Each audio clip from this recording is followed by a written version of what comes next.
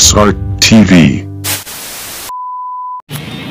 Okay, ito na naman tayo mga kabrader. Kulot mga kabrader. Ito yung na-model natin noon sa dati sa gupit niya ay bar speed pero mahaba yung taas. Pero ito, ang pinagupit niya yung kabrader ay bar speed pa rin naman.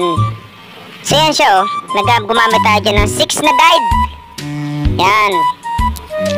Tingnan nyo yung mga tirada nito. Yan, yun Okay. Ito yung tinatawag na drop bar speed to Ang tawag ng barbero na to dito drop bar speed. Mukhang maganda yung paghagod niya. Ginamitan na naman niya ng batuta Pinabilis Iyon Uy, maguguhit na siya dito sa likod Dahil nga bar speed to, hinuhubog na niya yung Yan kulot din tong kabrader natin na to Basta raw mga kulot, sabi salot Joke lang brother Baka mapanood mo to.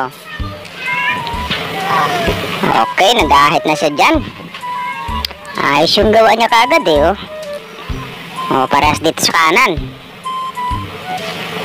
Yun pinabilis. Pag tinawa niyang tenga, tanggal yan Yun, nagad siya ng number 2 dyan, parehas dun sa kabila. Malamang parehas. Same process ito mga kabrader Yun, nilaro niya ng open lever halfway. Sa likod, hiwit naman yun sa likod. Di maayos Di marunong to. Pumantay rin Bilis Nag-ahit na siya kagad Tapos na Yan Ayos, humubog na kagad. Uy, nagbawas pa siya dyan ng gunting. Parang umiksi yung buhok ng barbero na to nakatali lang.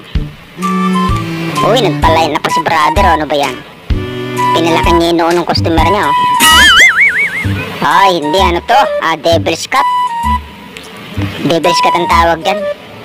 Ganda ng balabal Ayos Yun, tapos na, bilis Bah, solid Matutuwa na naman ng mga nito, mga nanonood sa kanya Ayos simple lang pero rock Okay, i-follow nyo na lang to. Yung mga minsan walang kwentang gupit nito mga kabrader. Okay, follow, subscribe sa kanyang YouTube channel at saka TikTok Babos. Okay.